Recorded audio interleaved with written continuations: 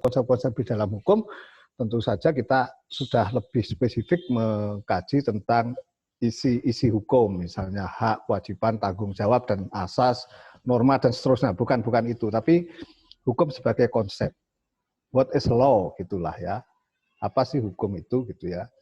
Nah, kemarin kita juga sudah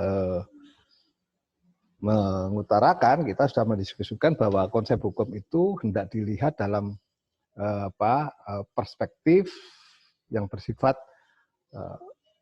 interdisipliner, transdisipliner maupun multidisipliner. Jadi tidak semata-mata menggunakan optik monodisipliner, ilmu hukum yang tertutup itu, yang dogmatik, yang positivistik itu. Tidak hanya itu, tetapi yang sudah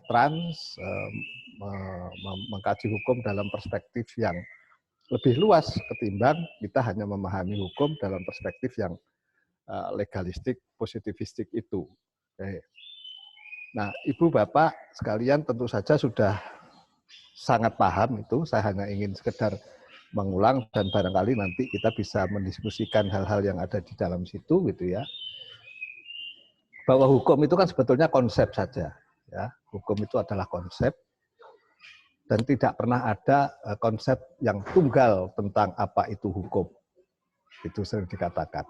Hukum adalah konsep dan tidak ada konsep yang tunggal tentang apa itu hukum gitu ya. Kenapa tidak ada konsep yang tunggal? Karena memang orang bisa menggunakan perspektif yang berbeda-beda untuk kemudian bisa memberikan pengertian begitu tentang apa itu hukum gitu ya. Nah, sebetulnya banyak. Artinya sekali lagi banyak gitu loh ya, banyak. Orang bisa memberikan makna, orang bisa memberikan pengertian paling tidak tentang apa itu hukum. Katanya kalau dulu waktu S1 sih, waktu S1 di PIH gitu kan, hukum itu diibaratkan dengan gajah begitu ya. Nah, ketika ada orang buta mendeskripsikan tentang gajah begitu kan, it's depend on, tergantung pada bagian mana yang dipegang gitu ya. Ada yang megang buntutnya tentu saja memberikan pengertian yang berbeda tentang gajah ketika orang itu bukan megang buntutnya tapi megang telinganya. Yang satu megang telinganya, yang lain lagi megang perutnya gitu ya. Yang satu lagi megang matanya. Jadi ibaratnya nggak ada pemahaman yang sama lah tentang apa itu hukum di tengah hutan belantara yang namanya hukum yang begitu sangat besar itu. Ya. Hukum itu adalah konsep saja dan katanya Profesor Sutandio, ibaratnya hukum itu blue sky konsep. Jadi kayak langit biru yang yang ada di awang-awang sana dan orang bisa memberikan pengertian yang berbeda-beda. It's depend on dari mana orang itu melihat, dari mana orang itu memandang, atau dalam bahasa kerennya sangat tergantung paradigma apa yang digunakan gitu kan. Ya, nanti berarti kita akan lebih perdalam lah tentang hubungan antara konsep, paradigma, teori dan metode penelitiannya nanti di belakang. Saya hanya ingin mengintroduksi dulu yang awal bahwa sederhana saja kita mengatakan bahwa hukum itu adalah konsep dan tidak ada konsep yang tunggal tentang apa itu hukum. Ya. Dan itu sangat digantungkan kepada sudut pandang mana yang akan dipakai. Gitu. Tapi dari sekian banyak itu, paling tidak kita bisa mengenali yang sangat jamak, sangat umum, gitu ya, dipahami tentang apa itu hukum. Tapi sekali lagi, ketika muncul 5 kan paling tidak kita bisa mengatakan, hukum itu bukan tunggal, gitu pengertiannya, gitu ya.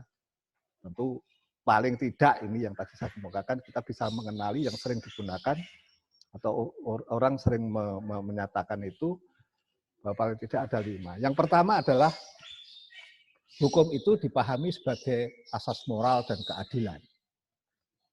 Ya, hukum itu dipahami sebagai asas-asas moral dan keadilan dan ini yang paling pemahaman yang paling umum dan paling lama gitu ya. Yang kedua, Selain dipahami sebagai asas moral dan keadilan, orang juga secara mudah begitu mengatakan bahwa hukum itu tidak lain adalah norma perundang-undangan positif. Hukum itu tidak lain adalah aturan-aturan itu, norma-norma positif yang ditetapkan oleh negara itu, yang berlaku pada suatu daerah, wilayah, dan waktu tertentu itu. Sekali lagi hukum dipahami sebagai norma perundang-undangan positif. Oh bukan, hukum bukan yang asas moral dan keadilan itu, dan hukum juga bukan yang positif, apa yang peraturan-peraturan yang norma-norma perundang-undangan yang positif itu, tetapi hukum itu adalah keputusan-keputusan hukum en concreto, gitu ya.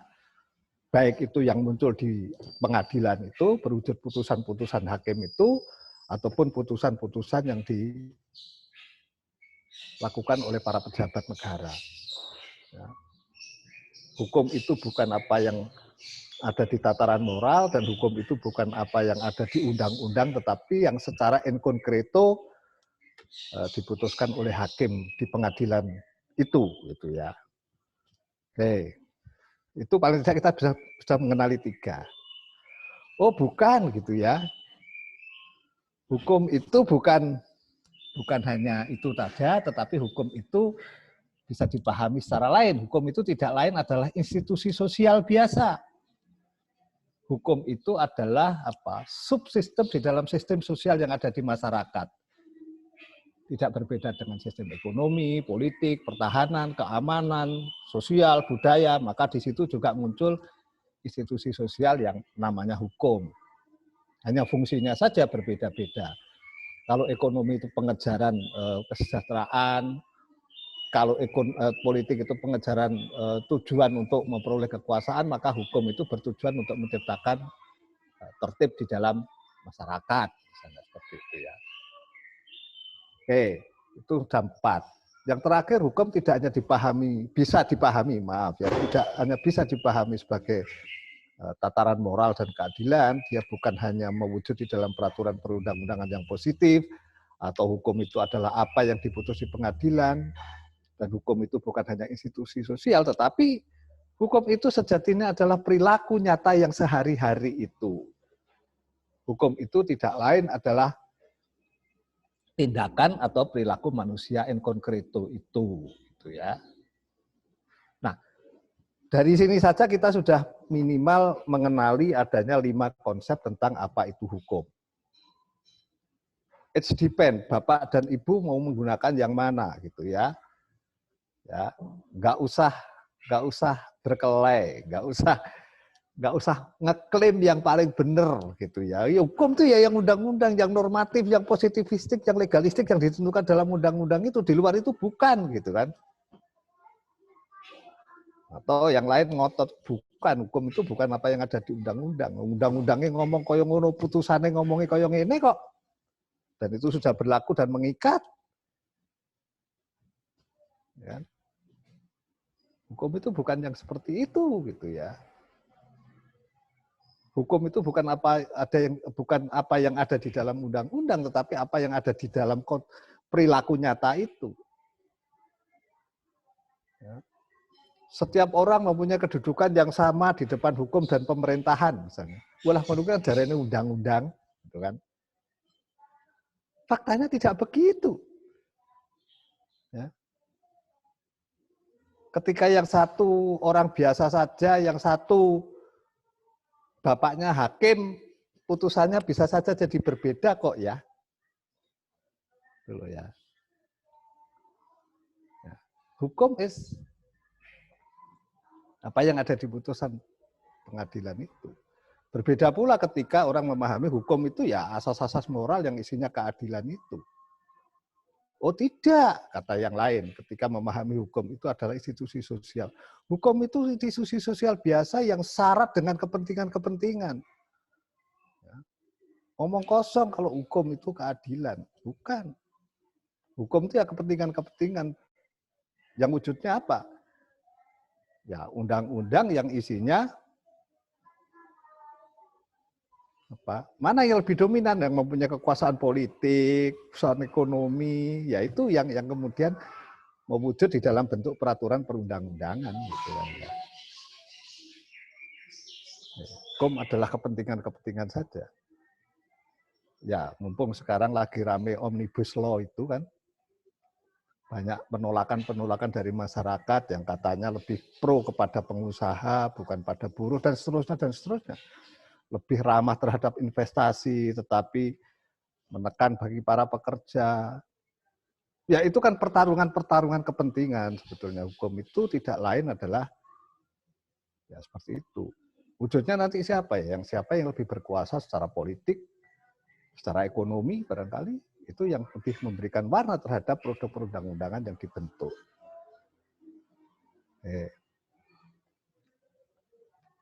Hukum itu bukan kok barang siapa, para pengendara sepeda motor wajib memakai helm, begitu kan ya. Kalau tidak didenda 500.000. Ya itu kan katanya undang-undang lalu lintas itu kan. Hukum itu bukan yang seperti itu, Pak. Hukum itu yang prijigo yang di jalan itu loh. Yang kalau ketangkap polisinya kasih 50.000 udah lolos lah. Ya itu hukumnya ya kayak begitu gitu loh. Itu ketika kita melihat hukum itu sebagai perilaku yang nyata di dalam masyarakat. Oke, jadi sekali lagi di awal saya ingin mengatakan bahwa hukum itu adalah konsep saja dan konsepnya sangat beragam. It depend on paradigma apa yang kita mau pakai. Paradigma moral tentu saja akan sangat berbeda dengan paradigma yang legalistik, positivistik, gitu ya. Tentu berbeda pula dengan orang-orang yang memahami hukum itu tidak lain adalah perilaku nyata yang ada di masyarakat itu. Atau hukum itu tidak lain adalah institusi sosial biasa saja, gitu, yang ketika hukum itu bekerja di masyarakat, ya dia akan sangat dipengaruhi oleh institusi-institusi yang ada di masyarakat yang lain, politik, ekonomi, ya, sosial, budaya, akan sangat mempengaruhi bagaimana hukum itu kemudian ada dan bekerja, gitu ya. Bu Bapak tentu saja bisa melihat lebih jelas tentang hal itu ketika ada pertarungan antara hukum dengan politik misalnya. Ya. Orang fakultas hukum maunya hukum itu panglima gitu kan. Hukum itu panglima. Wah, siapa bilang kayak begitu? Lebih mana kuat antara politik dengan hukum? Katanya lebih kuat hukum, lebih kuat politik. Karena tempatnya saja kalau ibu bapak membaca bukunya Talcott Parsons nanti akan tahu gitu. Bahwa sebagai sistem sosial, hukum itu letaknya di atas yang lebih dekat dengan ultimate reality yang mempunyai informasi yang kuat, tetapi mempunyai energi yang lemah dibandingkan politik yang letaknya lebih di bawah. Karena hukum dihadapkan dengan politik tentu saja antara informasi yang deras dengan energi yang kuat, tentu saja informasi yang kalah, energi yang menang. Apalagi kalau disandingkan dengan, dilawankan dengan ekonomi. Lebih kuat mana antara hukum, politik, atau ekonomi? Jauh lebih kuat ekonomi, gitu kan ya. Karena ekonomi yang lebih dekat dengan biofisis itu, yang nyata itu, gitu ya. Ya. Setiap orang punya lah apa ya, tuntutan moral di dalam dirinya, gitu ya. Nggak boleh mencuri itu jelek, mencuri itu dosa, kan gitu kan. Hukum itu kan memberikan informasi semacam itu, gitu ya. Tetapi ketika perut Anda lapar,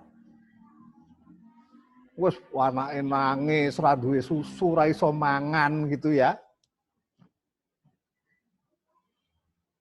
Saya yakin dorongan-dorongan yang lebih konkret lah yang menang, gitu ya. Walaupun di kepala, di batin, di sini bertumpuk pesan-pesan moral yang melarang itu, neng perutnya lapar gitu ya, akan lain ceritanya. Dalam skala negara ya seperti itu. Ketika ekonomi yang lebih dominan gitu ya, tentu saja politik akan kalah dengan tuntutan-tuntutan ekonomi, apalagi hukum yang hanya mengatur itu saja gitu. Bisa saja hukum yang sifatnya memberikan informasi itu dihadapkan dengan kekuatan real yang nyata, tuntutan-tuntutan yang lebih pragmatis, ekonomis, katakan hukumnya akan kalah. Bu Bapak, monggo dibaca bukunya Talcott Parsons tentang teori sibernetik gitu ya, sibernetika teori. Sehingga dengan begitu kita bisa lebih baik memahami hukum ketika kita hendak menempatkan hukum itu dalam konteks. Tadi dikatakan hukum itu tidak lain adalah institusi sosial biasa gitu. Yang sejak saat pembentukan maupun bagaimana hukum itu dilaksanakan sangat dipengaruhi oleh faktor-faktor lain yang ada di dalam masyarakat. Ekonomi, sosial, politik, dan seterusnya itu.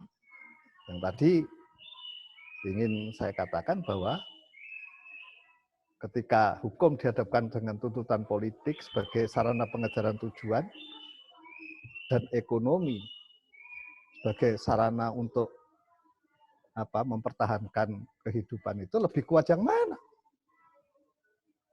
Oke, itu sedikit penjelasan ketika kita hendak menggunakan optik yang lain tentang apa itu hukum gitu ya. Tapi bagi para pengikut paham asas-asas moral ya, mereka akan mengatakan begini, hukum itu ya keadilan itu. Kalau hukum nggak adil itu bukan hukum namanya gitu kan. Tuntutannya hukum harus adil. Kalau nggak adil bukan hukum namanya, itu meres namanya, pemerasan itu namanya, penindasan itu bukan hukum itu dalam perspektif itu. Tapi bagi kaum positivistik, legalistik, modelnya Pak Kelsen nggak begitu. Persetan lah dengan keadilan, persetan dengan moral. Pokoknya selagi itu aturan yang ditetapkan oleh negara, ya maka itu mengikat warga masyarakat. Titik. Soal adil orang adil itu seorang urusan.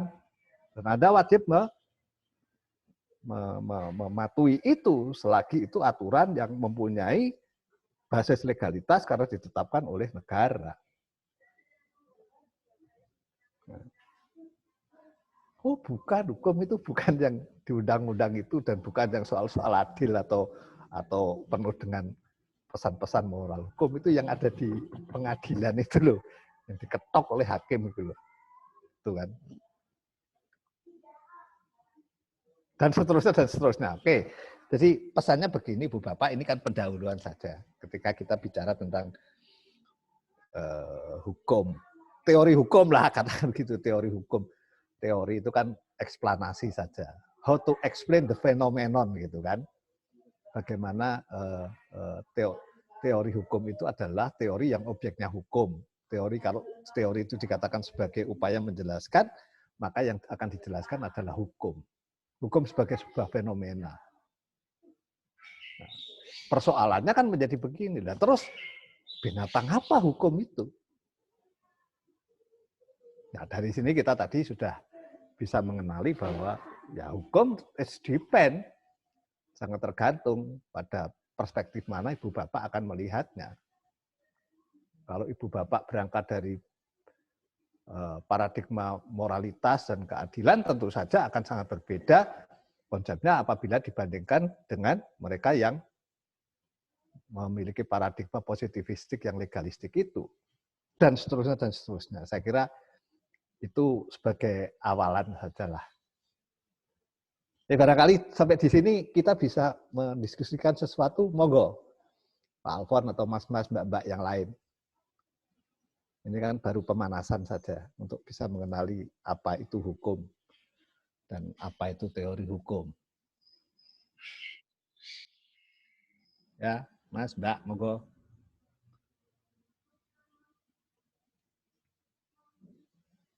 Nah, tempat kita di mana gitu ya? Tempat kita di studi pasca sarjana di Fakultas Hukum Brawijaya itu di mana gitu kan? Itu kan menarik juga gitu ya.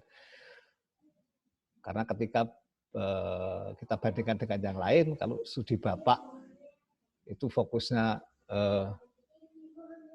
tentang kajian-kajian yang lebih bersifat sosiologik, empirik gitu, yang terutama yang keempat dan kelima, hukum itu institusi sosial atau hukum itu sebagai perilaku begitu misalnya ya. Bapak masih meyakini itu ya gitu ya. Itu Bapak bawa ke UNER, Bapak bisa dibisui itu. Wah, apa itu?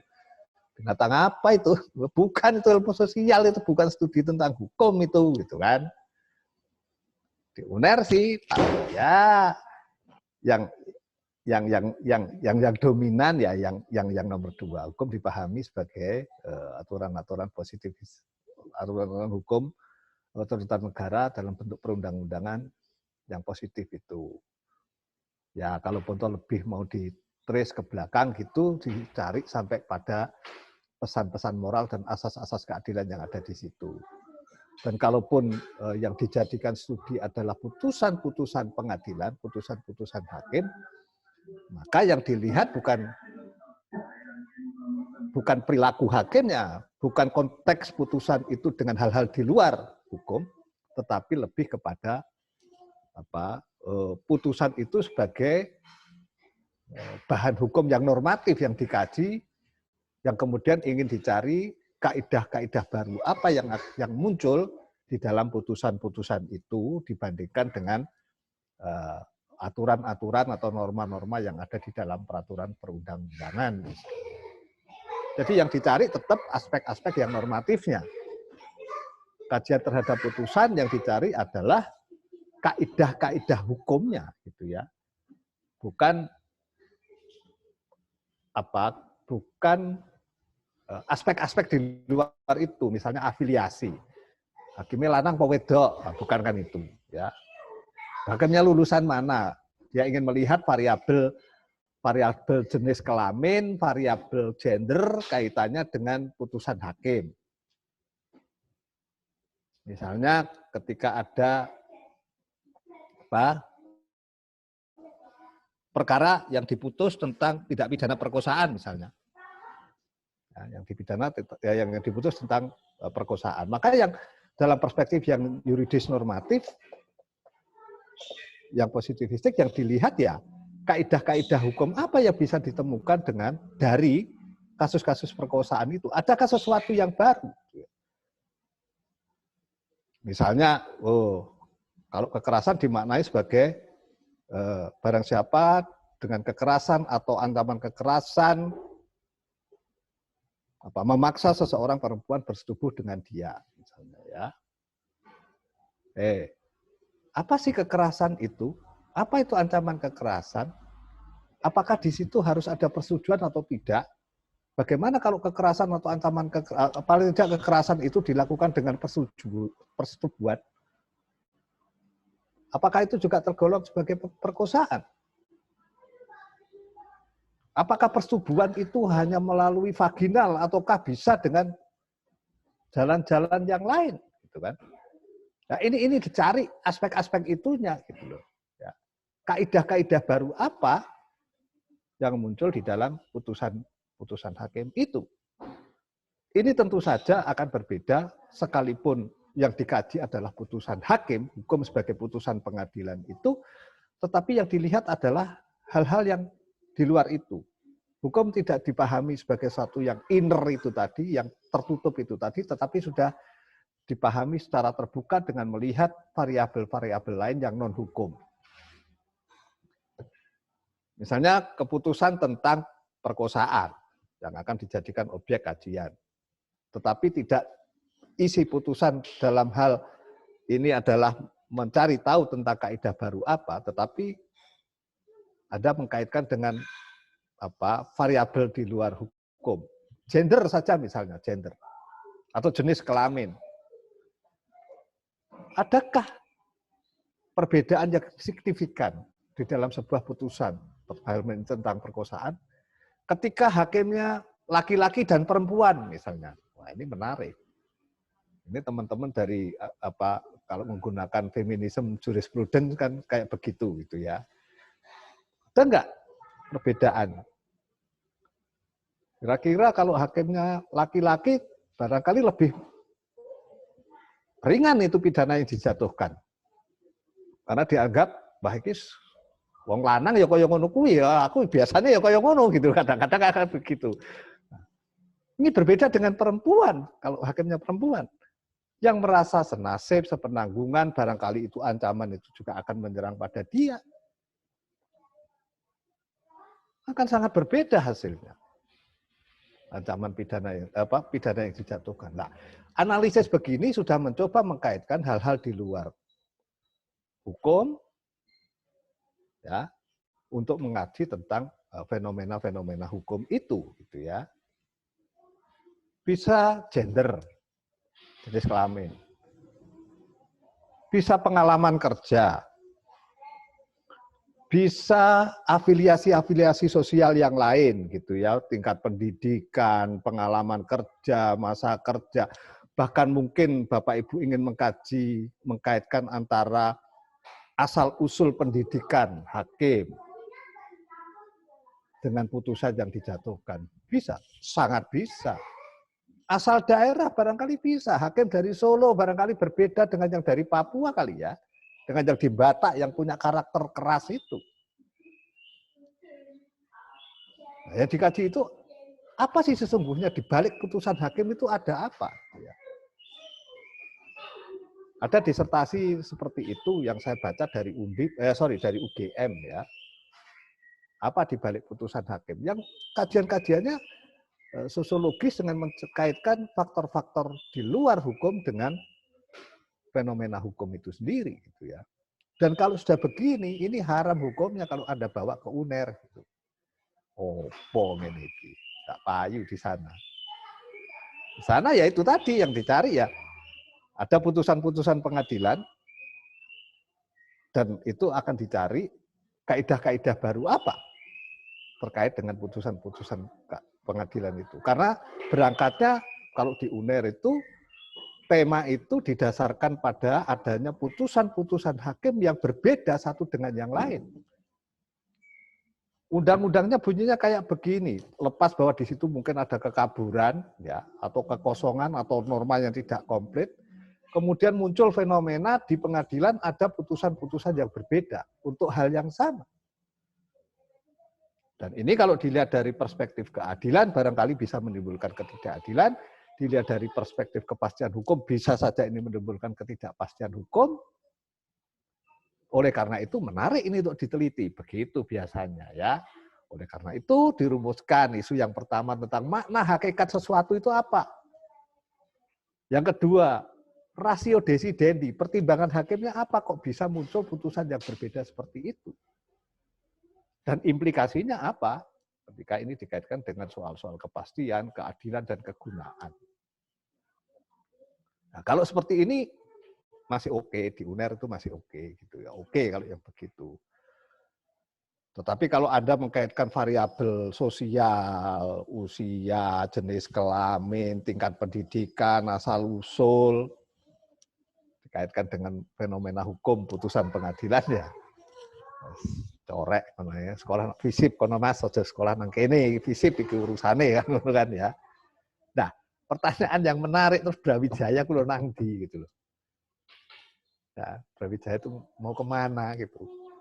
Ya, mau yang murni, yang legalistik, yang intinya ingin menjelaskan, mengetahui, menjelaskan, membangun teori-teori baru atau paling tidak menemukan kaidah-kaidah hukum baru ataukah yang lain. Tapi saya kira dengan deskripsi mata kuliah yang kemarin itu kita sudah tahu arahnya lah. Brawijaya bisa menerima apa saja, gitu ya. Sepanjang sekali lagi ya, kajian sosiolegal itu pada ujungnya, outputnya itu harus bisa dikembalikan lagi kepada hukum.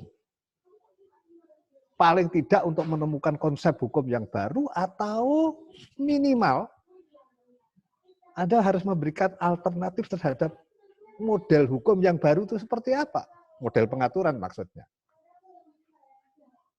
Jadi fenomena hukum dikaji secara sosial dengan menggunakan metode penelitian sosial, dalam hal ini sosial legal, dengan teori-teori sosial, tetapi outputnya itu harus dikembalikan lagi untuk katakanlah membangun, merekonstruksi, mengkonstruksi hukum yang baru. Bukan sekedar hanya menjelaskan, memberikan eksplanasi saja, tidak. Secara sosial. Ya, katakanlah beginilah, kalau fenomenanya tentang apa? LGBT lah misalnya.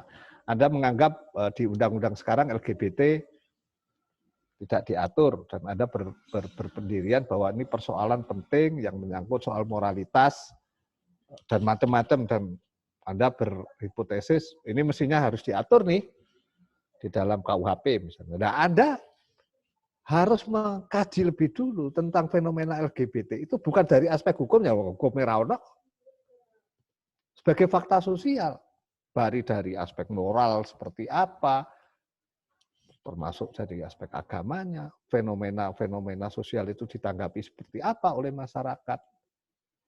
Yang outputnya, ujungnya nanti, ya bisa saja Anda kemudian memberikan model. Kalau memang pengaturannya, model pengaturannya seperti apa, gitu ya. Contoh yang lebih konkret begini, kalau sekarang perkosaan di 285 KUHP itu kan tadi sudah disebutkan, barang siapa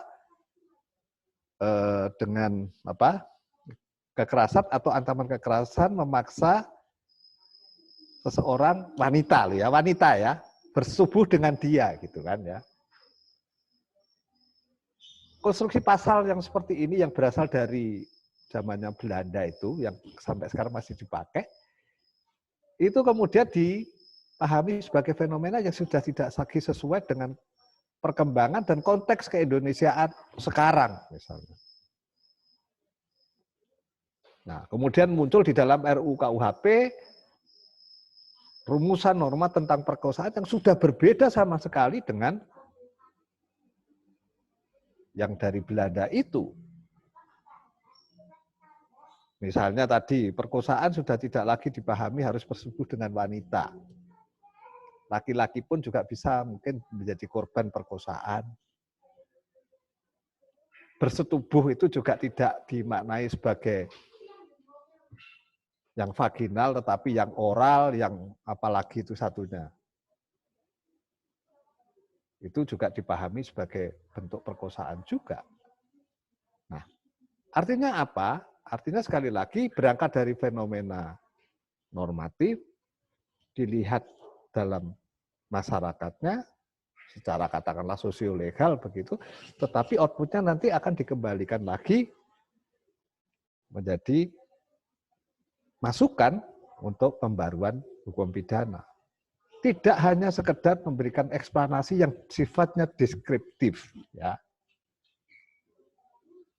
Karena hukum sekali lagi sifatnya bukan deskriptif, kan preskriptif ya.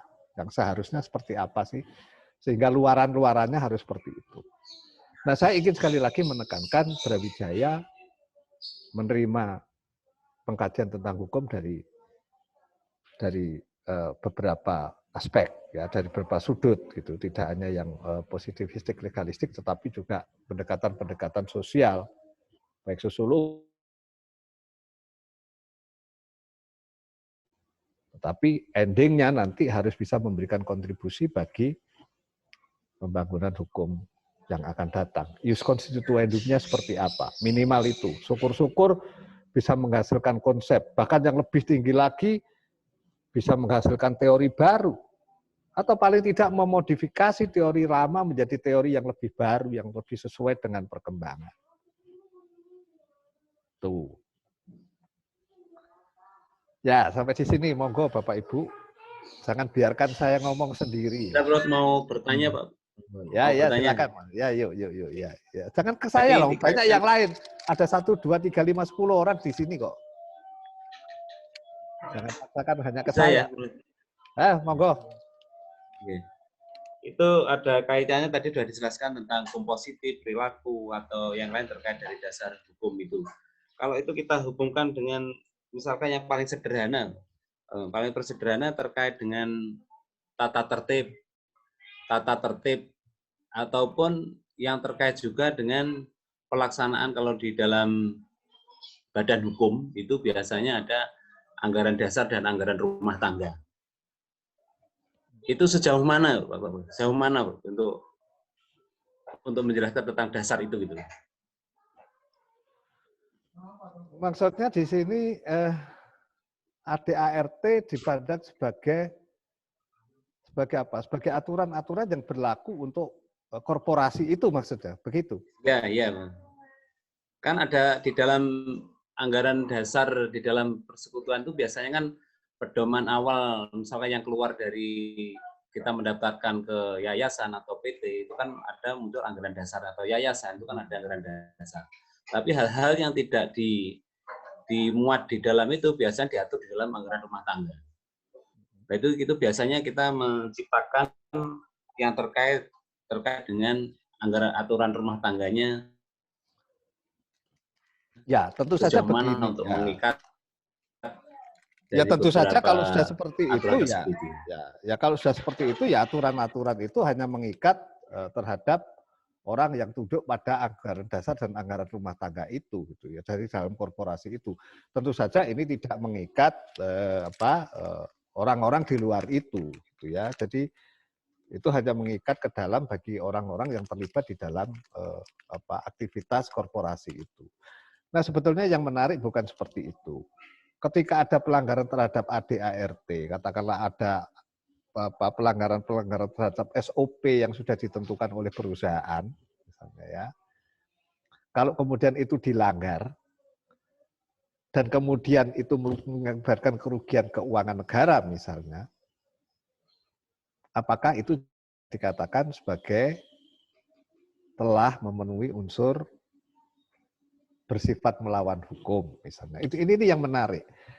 Kasusnya Karen, Ibu Bapak tentu saja siapa tidak tahu, Mas Alfon juga barangkali mengikuti gitu ya. Karen itu menarik. Kasus Pertamina itu menarik. Karen itu dipandang sebagai direktur, dipahami sebagai direktur yang melakukan keputusan-keputusan sebagai direktur gitu yang menjalankan keputusan melakukan keputusan-keputusan, membuat keputusan-keputusan sebagai seorang direktur BUMN dan kemudian ternyata keputusan-keputusan itu menimbulkan kerugian sekian triliun bahkan mungkin terhadap negara gitu ya. Nah, awalnya Karen Agustiawan ini dipidana berdasarkan putusan Pengadilan Negeri tingkat pertama dan tingkat kedua. Pertimbangannya adalah Karen telah melakukan atau membuat keputusan-keputusan yang di luar prosedur yang seharusnya yang sudah diatur di dalam SOP di dalam perusahaan itu. Misalnya untuk hal-hal tertentu di dalam mengambil keputusan tetap saja sebagai direktur dia harus mengkomunikasikan atau memperoleh persetujuan dari komisaris gitu misalnya ya. Ini kan sebetulnya aturan internal.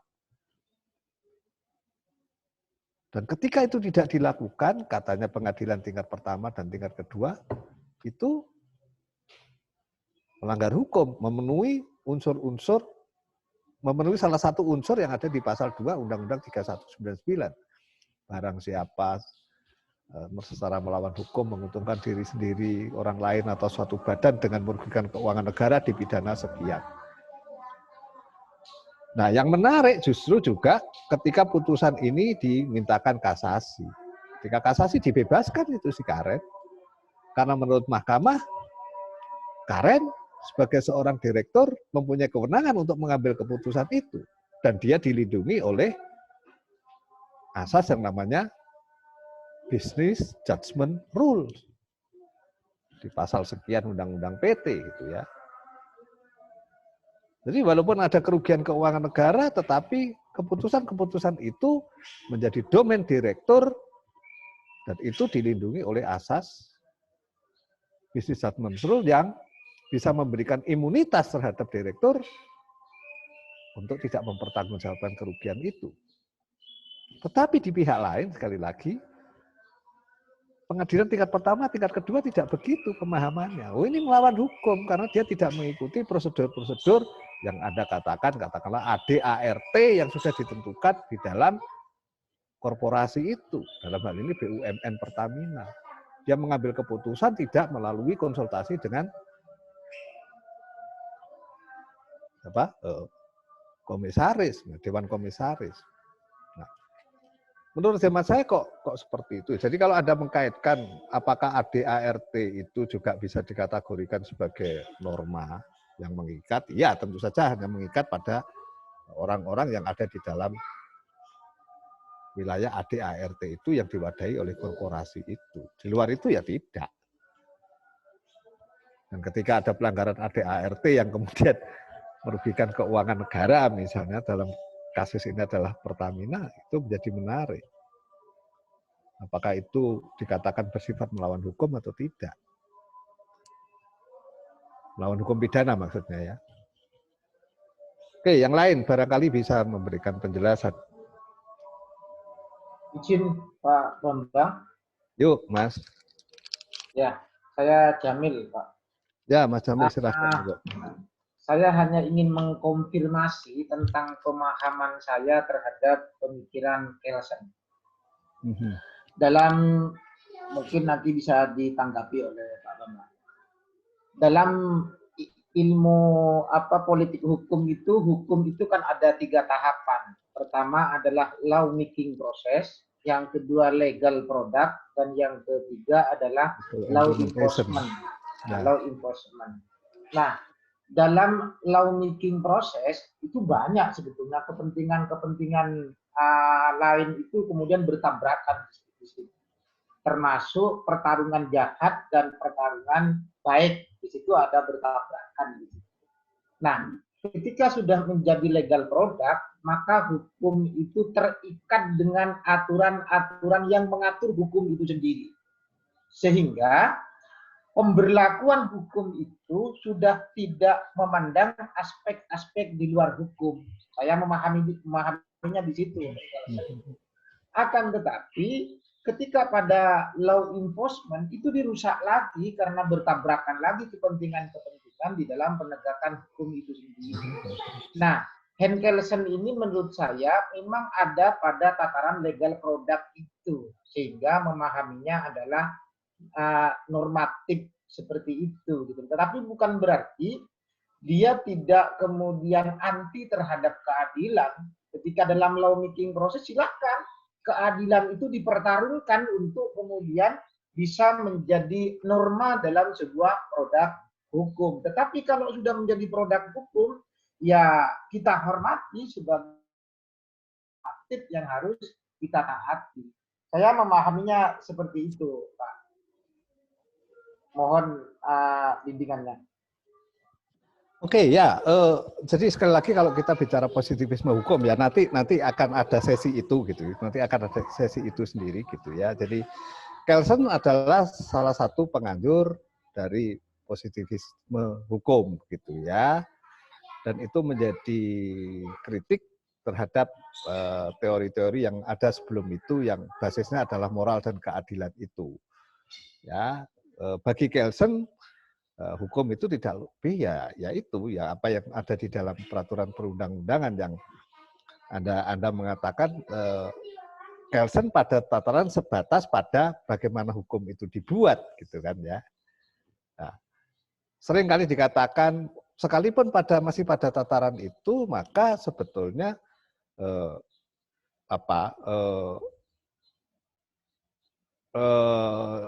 memang nggak bisa dipisahkan begitu. Dalam arti ketika dibuat ya Kelsen tetap memperhitungkan dan tetap mengakui bahwa ada dimensi, ada aspek-aspek keadilan di situ gitu ya. Ini bukan pada bagaimana hukum itu diimplementasikan dan ditegakkan, bukan itu. Tetapi ketika law making proses, ketika hukum itu dibuat, memang di dalamnya Kelsen juga mempertimbangkan tentang bagaimana hukum itu yang seharusnya. Tetapi tetap saja bahwa ada kemungkinan bahwa itu juga dipersepsi sebagai terserah pada kehendak yang penguasa gitu loh. Penguasa berkehendak seperti apa ketika hukum itu dibuat? Kalau penguasa menghendaki sesuatu yang itu juga atau berseberangan atau bertentangan dengan rasa keadilan yang ada di masyarakat, it's okay, karena hukum dipahami sebagai, sekali lagi, adalah produk penguasa yang wujud konkretnya dalam bentuk peraturan perundang-undangan yang sudah nggak bisa dibantah. Kalau di dalamnya ada keadilan, ya sih ya, tetapi kan juga tidak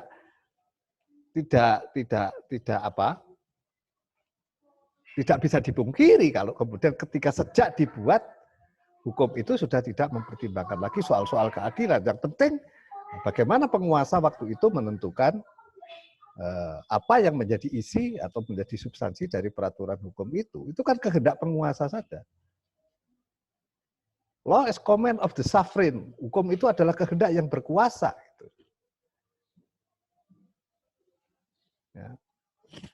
Ya, sekali lagi begini. Law is command of the sovereign. Sovereign, siapa sovereign di situ? Hukum adalah kehendak yang berkuasa.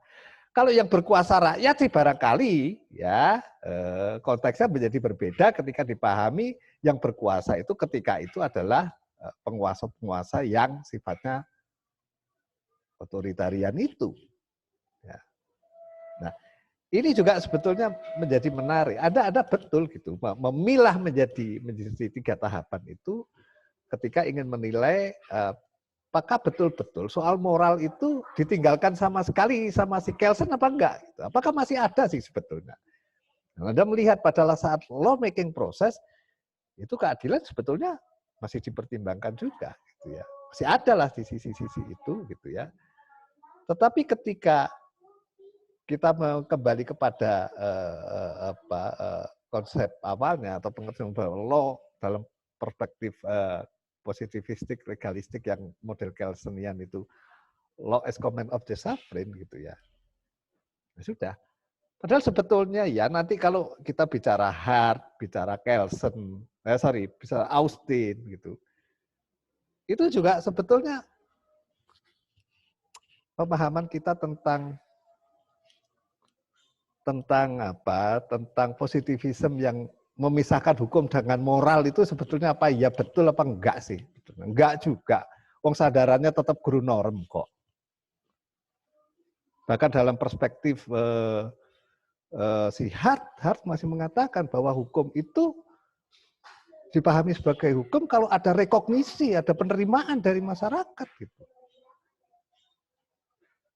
Ya, nanti kita bicarakan lebih jauh tentang itu. Nanti barangkali juga teman-teman bisa tugasnya memang begitu. Pada sesi ini kalau sudah berakhir 2-3 kali 4 pertemuan gitu ya, nanti akan ada forum yang kita bisa diskusikan untuk mengkaji perkembangan tentang pemikiran tentang hukum baik pada saat-saat yang prapositivisme, positivisme maupun postpositivisme. Pandangan para sarjana yang mengutarakan pemikiran tentang hukum itu apa? Dan bagaimana kritik Anda? Gitu ya. Terutama kalau dilihat dalam konteks sekarang gitu ya. Jadi menurut saya oke gitu ya. Saya bisa menerima ketika keadilan pun juga sebetulnya masih ada di dalam pemikiran pemikiran Kelsen ketika kita mengatakan bahwa hukum itu apa yang tertulis, yang positivistik, yang tertulis dan kemudian menjadi hukum positif itu gitu. Ya. Oke, yang lain barangkali bisa memberikan pandangannya, silakan. Saya Pak Bambang. Oke, ya. Pertanyaannya agak sedikit teknis. Ini kan kami sedang mempersiapkan disertasi kami, apa yang akan kami tulis kan gitu. Namun melihat dari paparan tadi tentang apa itu hukum dan sebagainya, saya ingin bertanya, sebenarnya kalau ingin menjadi disertasi yang lebih baik gitu, saya kira semuanya baik, tapi mencoba yang lebih baik itu kita harus memandang hukum seperti apa kan gitu. Dengan demikian, yaitu tadi kita dapat menghasilkan disertasi yang lebih baik daripada yang lain. Saya kira itu Pak. Ya, terima kasih. saya kira baik atau tidak baik itu tidak bergantung kepada apa ya, pada sudut pandang mana yang kita pakai. Siapa bilang pendekatan-pendekatan yang normatif, positivistik terhadap hukum itu tidak baik? Oh, itu sangat baik kok ya. Gimana sih? Kalau Pak Alford nanti bisa menghasilkan teori-teori yang bisa mematahkan teorinya Pak Kelsen misalnya, bukan main itu. Ya, saya kira baik, semuanya baik kok. Tetapi yang harus dijaga tentu saja konsistensi ya, konsistensi gitu ya. Ketika yang Anda ingin permasalahkan adalah perundang-undangannya, normanya, hukumnya tentu saja itu yang menjadi fokus dan kemudian menjadi kajian-kajian yang harus dijaga konsistensinya, baik isu hukumnya yang akan dituliskan, kemudian metode-metode penelitian yang digunakan gitu ya. Orang menganggap penelitian-penelitian hukum, kalau kita mengatakan penelitian hukum normatif, kalau di UNER kan penelitian hukum saja, penelitian hukum ya yang normatif itu gitu ya. Itu gampang, itu sederhana, itu nggak susah, siapa bilang ya nggak juga. Nggak juga itu. Itu juga membutuhkan ketekunan tersendiri, membutuhkan kerja keras untuk kemudian melakukan analisis-analisis yang jauh dalam, bahkan ketika yang kita kaji itu aspek hukumnya, aspek normanya, seperti kemarin kita sudah jelaskan, kan tidak hanya sekedar atau bukan hanya atau tidak berhenti hanya pada mengkaji norma positifisnya. Tidak hanya mengkaji tentang konsistensi, harmonisasinya, rasional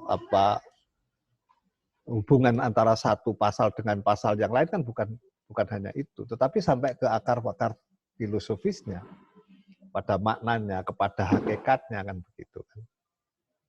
Tidak hanya sekedar berhenti pada level penjelasan-penjelasan sebatas pada penjelasan tentang norma, tetapi what is behind the norm dalam arti maknanya, hakikatnya, aspek filosofinya, itu yang jauh lebih dituntut bagi teman-teman yang studi di S3 gitu ya. Ide dasarnya begitu ya. Itu. Ya, yang lain barangkali bisa kembali ke yang tadi yang dikatakan yang pertama tadi. Yang sebetulnya nanti kita akan bahas lebih dalam itu. Bagaimana sebetulnya keadilan itu dipahami oleh mereka, atau paling tidak oleh Pak Kelsen ketika dia mengemukakan teorinya tentang the pure theory of law itu kan, teori murni tentang hukum yang seringkali dipahami bahwa ketika pure theory of law itu ya hukum ya kemudian harus dipisahkan dengan aspek-aspek non-hukum termasuk moral dan keadilan yang ada di dalamnya. Keadilan di situ dimaknai sebagai keadilan hukum gitu ya. Bukan keadilan sosial dan bukan keadilan moral. Mohon izin menambah, Pak. Ya. Baik. Silakan, Mas. Baik. Salah satu sifat hukum itu kan statis, Pak. Sehingga sering hukum itu tertatih-tatih mengejar perkembangan sosial masyarakat yang ada di belakangnya ya. Masyarakat itu. Nah, ya kalau kemudian kita mengikuti Kelsen, maka perubahan hukum untuk menyesuaikan dengan kehendak sosial itu harus kemudian mengikuti prosedur-prosedur tertentu dan itu akan lambat gitu. Nah, sehingga dari sisi ini timbul dua kiblat. Ada kemudian semacam Anglo-Saxon yang kemudian tidak terlalu normatif, ada yang kemudian Eropa kontinental yang sangat-sangat normatif. Itu mungkin untuk mengakomodir plus minus dari teori Kelsen itu. Itu mungkin pendapat saya, Pak. Mohon bimbingan. Oke, Mas. Ya, oke. Jadi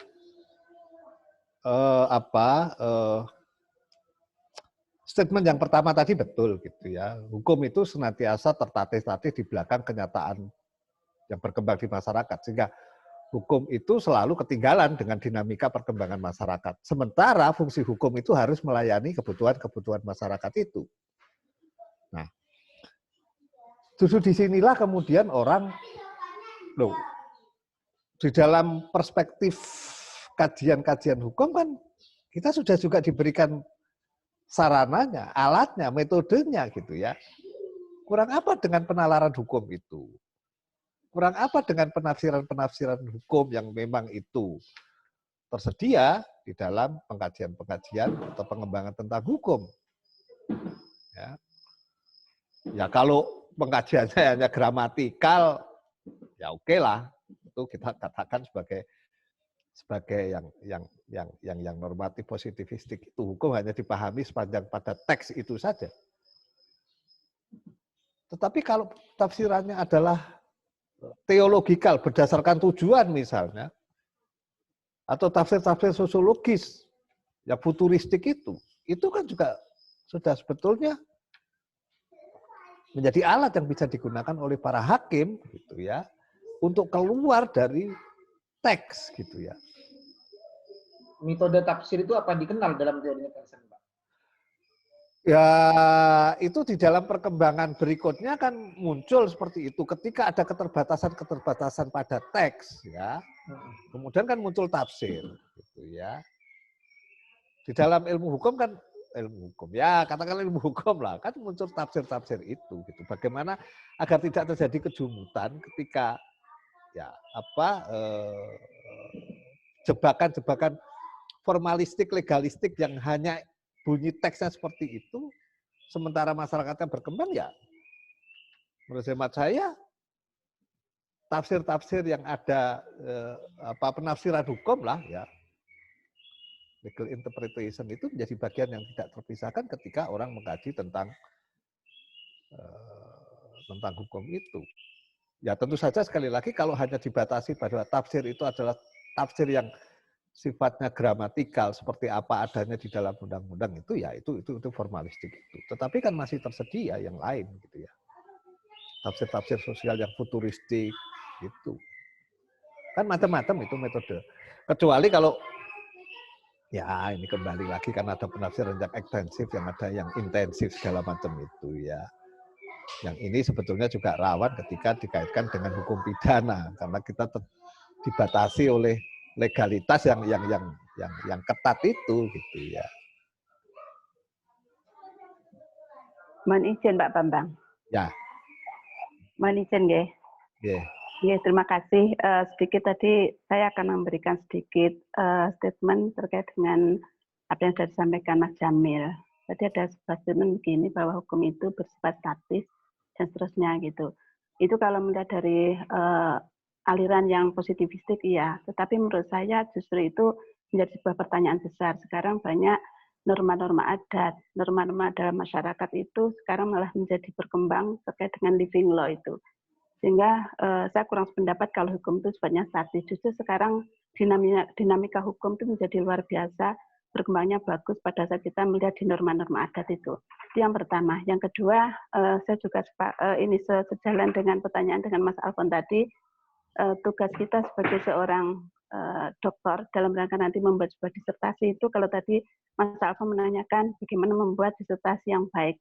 Kalau saya pertanyaannya begini, ini kalau saya melihat dari beberapa semacam konsep-konsep yang sudah disampaikan tadi, tugas seorang dokter itu kan salah satunya memberikan solusi terhadap persoalan-persoalan dalam masyarakat, persoalan hukum.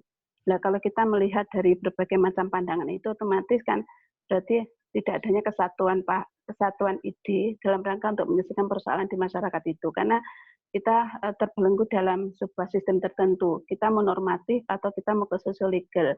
Sementara persoalan-persoalan hukum itu kadang-kadang tidak melihat itu. Yang penting pokoknya masalahnya selesai. Baik itu normatif, baik itu sosial-legal, terserah. Nah, sekarang tugas sebagai seorang dokter atau mungkin calon dokter dalam membuat sebuah tulisan disertasi itu, kita harus berada di posisi mana. Tadi di awal kan sudah disebutkan, nah kalau Brawijaya itu seperti apa posisinya? Itu sama sebetulnya pertanyaan, lah saya nanti mau seperti apa gitu? Apakah saya akan melihat di tataran ini perbedaan paradigma atau perbedaan konsep atau perbedaan pandangan itu sehingga kita nggak bisa melangkah kalau gitu.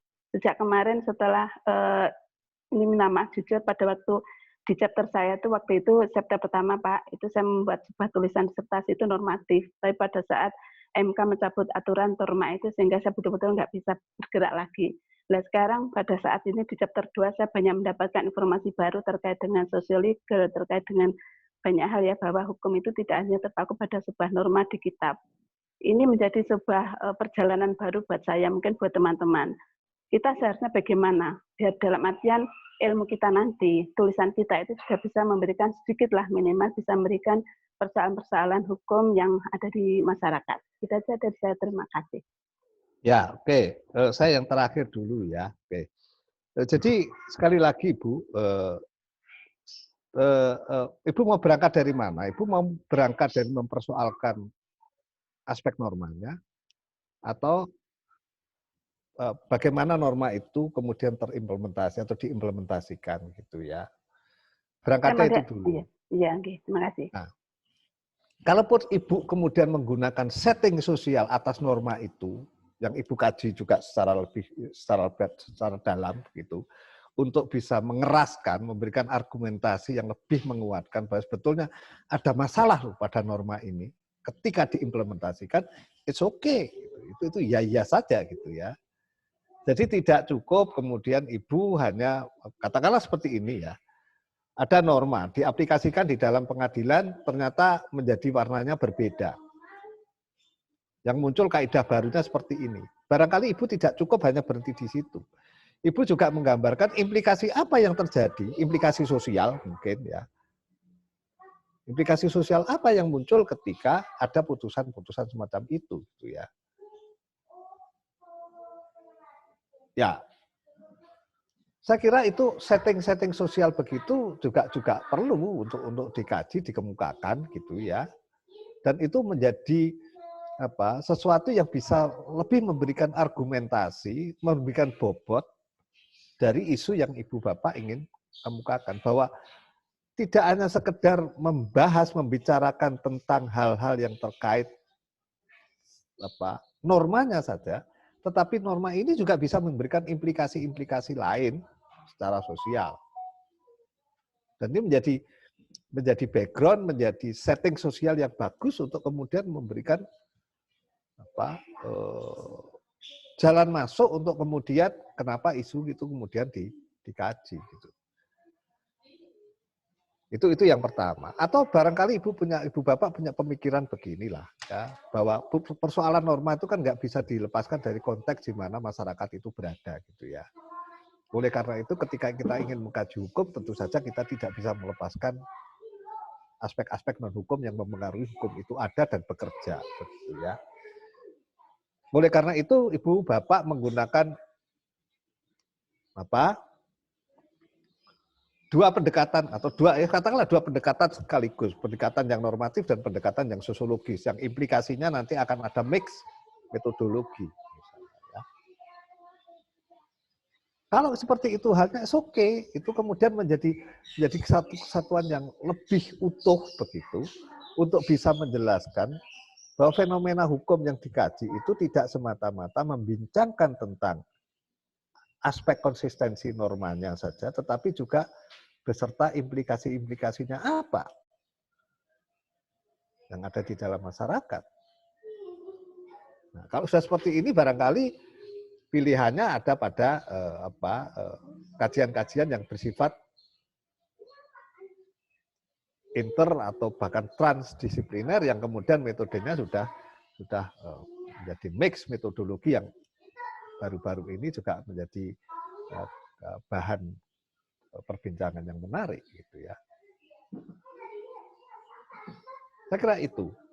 So yang lain ada pendapat untuk bisa menghasilkan sebuah disertasi yang katakanlah itu menjadi disertasi yang utuh gitu, yang mampu menyajikan persoalan tidak hanya sebatas pada aspek norma, tetapi juga implikasi-implikasi sosial terutama, implikasi ke dalam masyarakat yang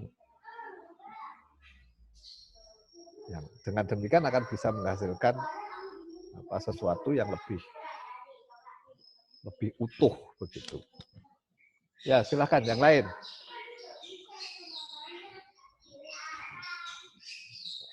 Ayo Mas, Mbak, yang lain gimana ini?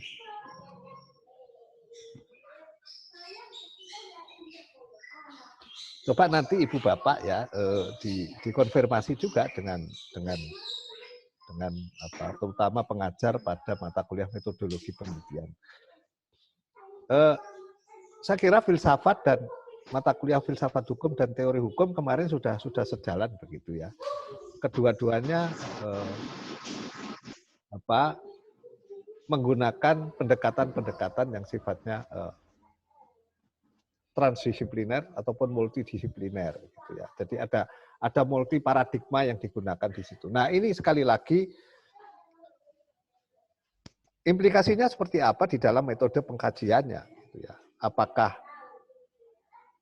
harus menggunakan metode mix metodologi atau seperti apa? Atau kita juga bisa hanya sebatas mengkaji normanya saja sehingga menggunakan pendekatan-pendekatan yang normatif atau menggunakan sosiolegal di mana hukum juga akan dilihat terutama lebih kepada faktor-faktor sosial yang mempengaruhi gitu ya. Atau seperti apa gitu ya. Misalnya kalau Ibu ingin mengkaji fenomena hukum tidak pidana korupsi lah misalnya, terutama dari aspek penegakannya misalnya, Ibu menggunakan pendekatan apa? Economic analysis of law, misalnya pendekatan ekonomi terhadap bagaimana hukum itu ditegakkan, bekerja, dilihat dari cost and benefit-nya, dilihat dari efisiensi, efektivitasnya misalnya ya, efisiensi terutama. Kalau bicara soal ekonomi, ini kan cost and benefit. Apakah kita juga harus menggunakan dua metode sekaligus, metode tentang normanya gitu ya, dengan pendekatan-pendekatan yang normatif itu, atau sekalian juga menggunakan pendekatan-pendekatan non-hukum dalam hal ini pendekatan-pendekatan ekonomi ketika ingin menganalisis tentang soal-soal yang berkaitan dengan cost and benefit gitu ya. Ya, silakan yang lain. Gimana Pak Alfon? Mau bikin dua-duanya? Mau pakai dua-duanya ini? Ini ruwet itu kalau saya pernah ya. Bentar ya, bentar. Saya ingat ya. Ya sebentar Bu, saya ya oke terus. Bentar. Saya waktu itu ingat ya, baru satu yang menggunakan mix metodologi gitu ya, di dalam mengkaji fenomena tentang bagaimana hukum itu bekerja. Itu disertasinya Fajar Laksono. Fajar Laksono itu anggota Mahkamah pekerja pada Mahkamah Konstitusi. Saya lupa juga judulnya tentang oke lah, minggu depan saya akan carikan bukunya hasil disertasinya itu gitu ya. Ada yang tahu disertasinya Fajar Laksono yang dari Mahkamah Konstitusi itu? Oke, belum ada yang tahu. Disertasinya 800 halaman, lumayan tebel itu. Dan dia menggunakan mix metodologi. Ya Mbak, gimana? Monggo silakan Mbak. Halo. Halo, nggih, terima kasih Pak Bambang. Mohon penjelasan, mohon pencerahan dari Pak Bambang terkait dengan persoalan-persoalan keterkaitan atau hubungan antara filsafat hukum dengan teori. Kemudian ada di antara filsafat hukum itu ada yang namanya metateori. Kemudian pada tataran atau level dogmatika hukum itu juga muncul teori-teori. Berikut kalau dikaitkan dengan terminologi asas hukum. Mengapa saya bertanya ini, mohon pencerahannya, karena ada satu kegalauan ketika kita berbicara konsep atau terminologi, salah satu misalnya keadilan, itu ternyata dalam level implementasi itu ada keadilan yang posisinya sebagai asas hukum, ada keadilan yang posisinya dalam teori hukum, level teori hukum, dan ada posisinya keadilan yang pada level filsafat hukum.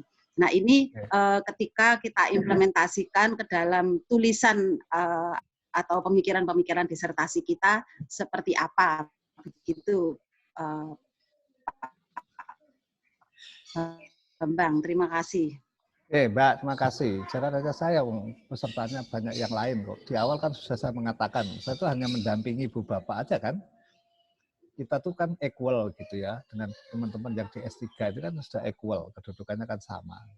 Oke, jadi ada konsep keadilan, tetapi bagaimana kalau kemudian ini dilihat dari tiga ranah itu, karena keadilan toh akan muncul juga pada saat pada tataran dogmatika hukumnya. Kemudian juga bisa muncul pada tataran teori dan bisa muncul pada tataran filosofisnya kan gitu ya. Begitu, Mbak. Ya, Pak Bambang, ini mungkin sama-sama galaunya ini Pak, satu kelas ini Pak. Atau saya yang paling galau. Ngatur nuwun. Ya, artinya kan yang dibicarakan soal keadilan, konsep keadilan, tetapi keadilan itu sudah muncul pada tiga level tataran itu. Bisa saja kita mempersoalkan keadilan pada level filosofis, bisa saja kita bicarakan keadilan itu pada level teori gitu, atau bisa saja kita pada level dogmatika pun kita juga bisa bicarakan tentang ada tidaknya keadilan yang ada di situ, gitu ya. Oke, ya sama sebetulnya ada kegalauan. Kemarin sudah ditanyakan, ingat saya dengan Pak Alfon ya di awal perkuliahan. Batasnya mana sih antara teori dengan filsafat, gitu ya? Katakanlah kalau saya bicara tentang perkembangan pemikiran tentang hukum, katakanlah saya membicarakan tentang pemikirannya Sokrates tentang hukum, gitu ya. Pemikirannya Sokrates tentang hukum. Itu saya sampai mana saya harus, karena ranah yang dikaji, bidang yang dikaji itu sama gitu. Antara filsafat dengan hukum itu sama. Tetapi sampai titik mana teori harus berhenti dan sampai titik di mana filsafat harus mulai bekerja. Dan seringkali ini saling berkelidan gitu ya, susah gitu ya untuk kemudian dipisahkan. Apakah saya pengajar teori, katakan kalau ketika kita bicara teori hanya berhenti pada konsep, siapa yang mengemukakan konsep itu, bagaimana perkembangan konsep itu, tidak sampai mempertanyakan pada akar-akar filosofisnya. Mengapa itu muncul, dari mana dia berasal, dan seterusnya yang lebih ke arah pengajian-pengajian yang lebih abstrak gitu ya. Jadi sekali lagi kegalauannya sama gitu ya. Karena batasnya seringkali juga tidak jelas antara ini tadi kan sebetulnya isu materinya sudah sampai ke situ ya. Lapisan-lapisan dalam ilmu hukum. Lapisannya kan 3 itu. Ada dogmatika, kemudian ada teori, dan kemudian ada filosofi.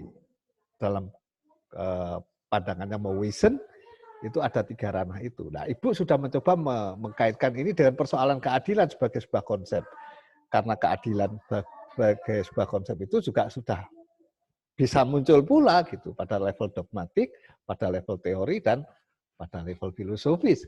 Terus di mana batas-batasnya? Paling tidak pengertiannya beda apa enggak, dan kemudian kalau beda, mana perbedaannya? Kalau sama, di mana persamaannya, dan batas-batasnya seperti apa? Kapan berangkat dan kapan berhenti? Gitu. Mohon izin, Pak. Ya, gimana? Bisa menambahi mungkin dari apa kegalauan dari Bu Nur, Mbak Nur. Saya berpendapat seperti ini. Saya ingin mencontohkan di kepemiluan. Keadilan itu dalam pemilu kan jadi asas jujur, adil kan. Nah, ketika sudah menjadi asas, itu berarti dinormakan dalam sebuah bentuk hukum. Dalam bentuk normal lah ya. Asas itu kemudian turunnya kan norma gitu ya. Ya, dalam bentuk norma. Nah, teori keadilan dalam pemilu itu seperti apa? Teori keadilan dalam pemilu tidak diskriminatif, memberikan kesempatan yang sama pada peserta pemilu, itu teori-teori keadilannya. Nah, Kalau filsafat keadilannya bagaimana? Kalau filsafat keadilan ya tentang perdebatan tentang aspek keadilan itu sendiri secara filosofis menurut saya. Tetapi kalau kemudian dikerucutkan kepada teori, tergantung di aspek mana teori keadilan itu berada. Sehingga harus disesuaikan dengan aspek-aspek yang diatur tersebut. Kalau pemilu, ya tentang teori-teori keadilan dalam kepemiluan. Tidak semua teori keadilan akan sesuai, akan kompatibel dengan sebuah kasus tertentu. Saya berpandangan seperti itu, Pak. Mohon bimbingan. Oke, saya kira ya gitu ya.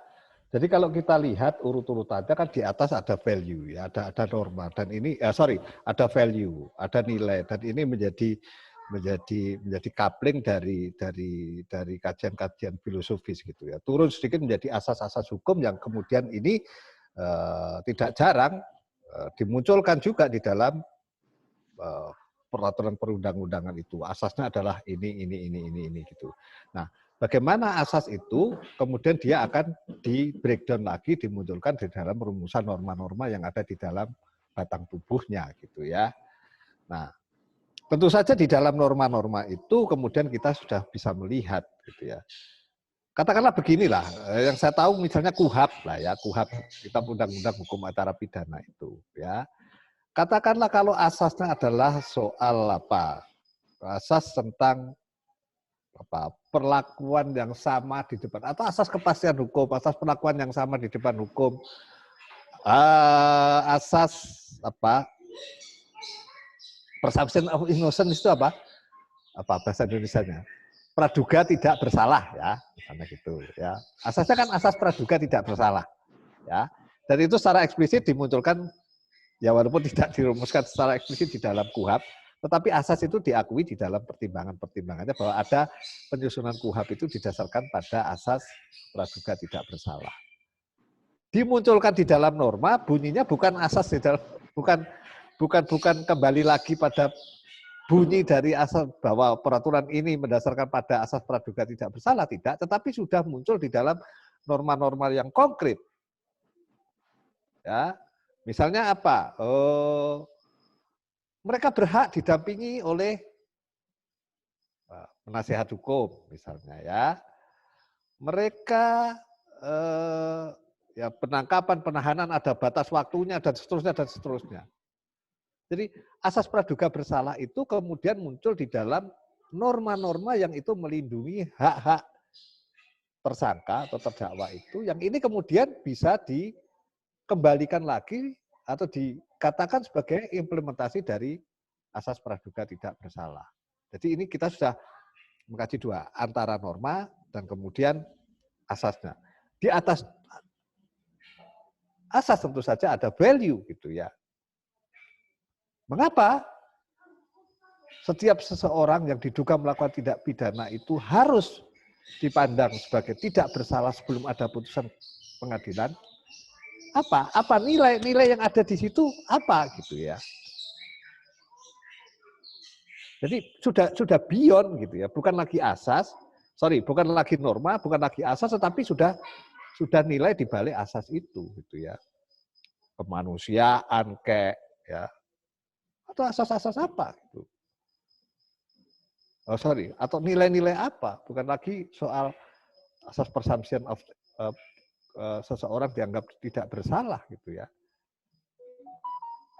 Tapi apa sih sebenarnya di balik ada asas praduga tidak bersalah itu? Kenapa orang harus diperlakukan tidak boleh dipandang bersalah sebelum ada putusan pengadilan? Nilai-nilai apa yang ada di situ? Saya kira levelnya bisa seperti itu ya. Ibu tadi kan mempersoalkan tentang keadilan. Keadilan bisa muncul pada tataran normalnya, dogmatikanya, pada tataran asas, ataupun bisa muncul pada tataran filosofisnya. Mas Hapa tadi lebih mendetilkan gitu ya. Asasnya keadilan di dalam pemilu, jujur dan adil. Adil gitu kan. Adil itu kemudian kan diterjemahkan ke dalam pasal-pasal yang ada di norma-norma itu. Ya kan? Nah, asasnya keadilan. Tentu saja yang akan digunakan kalau eksplanasinya teori, ya teori-teori tentang keadilan, dan itu konteksnya tentu saja keadilan di dalam kepemiluan dikatakan begitu. Di atasnya lagi mau dikaji apa ya? Filsafat kepemiluan seperti apa gitu. Kenapa sih harus ada pemilu? Nilai apa yang akan dicapai dengan adanya pemilu yang akan jujur dan adil itu gitu ya. Saya kira itu kira-kira Ibu. Yang lain barangkali, oke, 1-2 kali pertanyaan lagi, 1-2 kali diskusi lagi lah.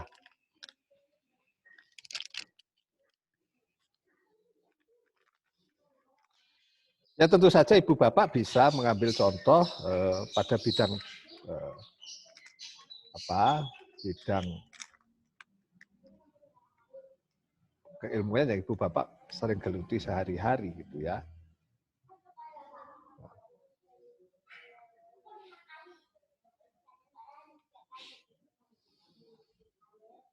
Misalnya kalau saya sih hukum pidana sama-sama Pak Alfon gitu ya, asas legalitas gitu ya, asasnya asas legalitas gitu di pasal 1 ayat 1 KUHP. Salah satu konsekuensi dari asas legalitas itu bahwa norma-norma yang ada di dalam peraturan perundang-undangan itu harus jelas, tidak boleh ambiguitas gitu kan, tidak boleh multitafsir. Oleh karena itu perumusannya harus detail unsur per unsur. Barang siapa sengaja mengambil bagian atau seluruh barang milik orang lain, nah dan seterusnya. Munculnya kan gitu. Asasnya di situ kemudian muncul menjadi norma seperti itu. Nah, asas legalitas itu bersandarkan pada nilai apa sebetulnya? Dan kalau sudah seperti itu, ini sudah beyond ini. Sudah ranahnya sudah filosofis gitu. Nilai-nilai apa yang hendak ya, mungkin ya nilai-nilai, bisa saja nilai kepastian, nilai keadilan di situ. Itu sudah keadilan, kepastian itu kan juga bisa muncul sebagai kajian filosofis gitu ya. Itu. Bu Bapak, yang lain silakan monggo.